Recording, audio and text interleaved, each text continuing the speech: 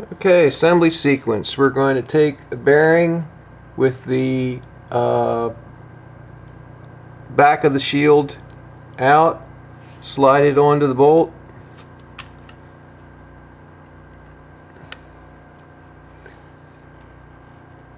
Next we'll go an outer race, well actually put the inner race on first, inner race spacer on first, then the outer race spacer on top, then the other bearing with its shield, or its not shield but retainer I should be saying, to the outside. Now you'll see that in this example right here there's very little threads exposed here, and this is just for testing purposes. Obviously I'll be using a longer button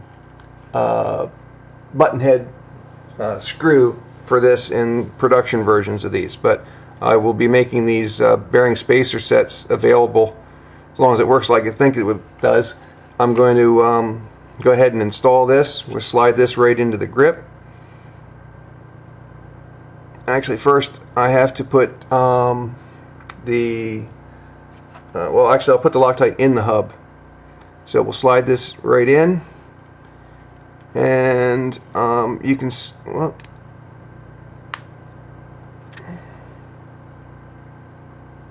it's still not seating the whole way in.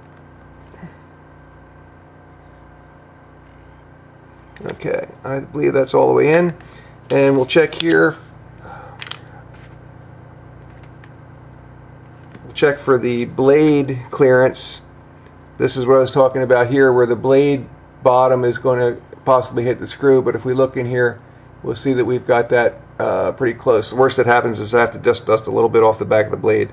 We'll fine-tune that in the production version, but now you can see the head of the screw is all the way out here to the hub.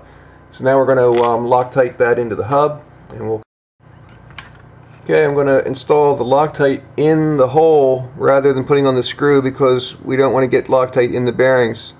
So we want to get a good dose of Loctite in the hole, wipe off the excess so it doesn't get in the races, and then we can install the whole assembly. Now here's where we got to be very careful that we don't crunch the bearings in the process of adjusting the preload. I'm just touching now, and you can see that we still have our play. So now we want to very carefully start to snug up until we start crushing that inner race spacer, checking the play very carefully, a little increment at a time, till we get to where we've established a no play situation. As you get closer, you want to go even smaller little twists with your wrench, because it starts to get sensitive right at the very end when you start to get just about to the preload. It's starting to come out. It's getting to where it's going to be really nice here. Okay, there we go. We've got no play. I'd say I'm a little notchy, just a tad, so I'm just going to back off just a tad until we get a nice free bearing but no play, or very little play. Keep in mind these bearings are still very close together, but okay, we can just bump in just a little bit. You want to get it just right till it's doesn't have a lot of play but still freely moving. Probably just a little snug.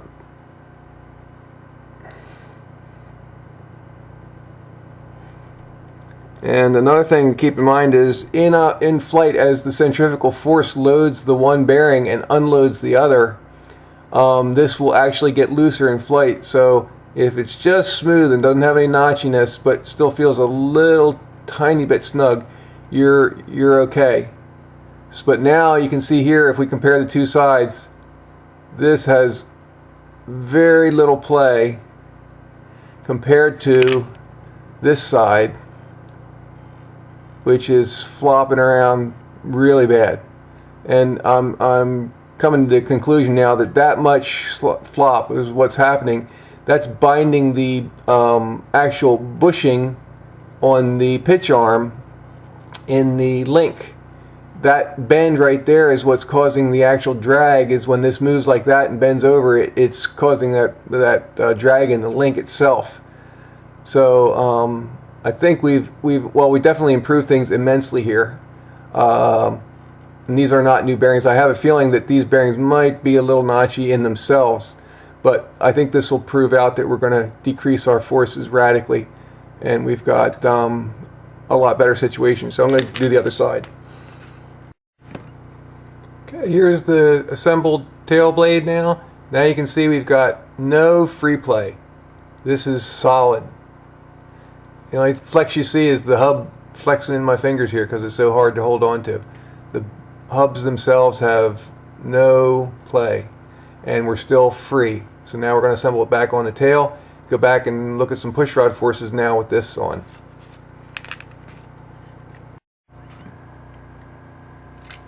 Here you can see the inner race spacer after it's been removed, and you can see indeed the inner races have crushed into the aluminum.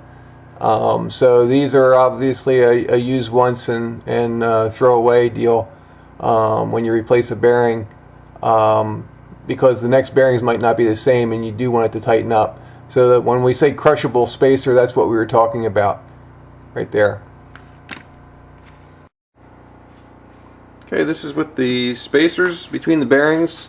Also new bearings. I found that even I did this test before with the bearings that I was working with all the other testing you saw, and the bearings were definitely the problem. The forces were still high, it was still draggy. Put it back together with the bushings between the spacers between the bearings and new bearings, and we'll see what we get now, which is a much better situation.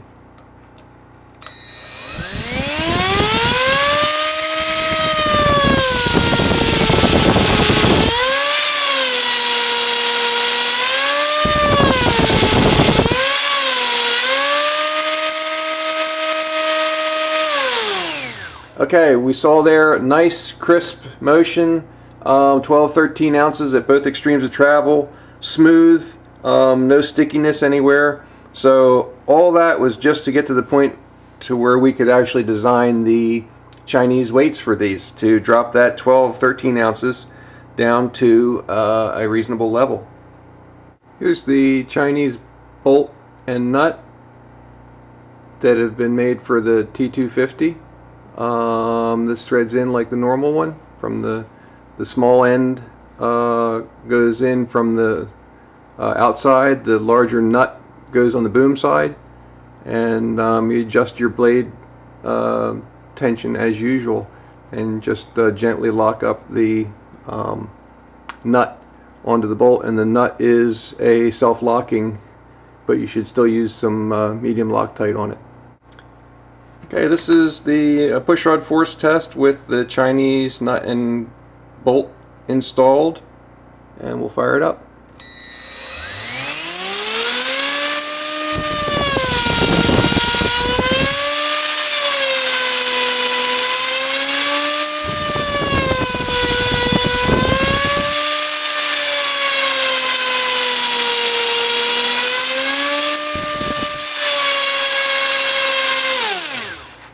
Okay, as you can see there, the forces are extremely low, basically less than an ounce, and the push rod will actually stay where you put it. You can pull it to any pitch position and it'll sit there. So as normal with the Chinese weights, they've basically totally eliminated push rod force, and we've got a smooth tail now.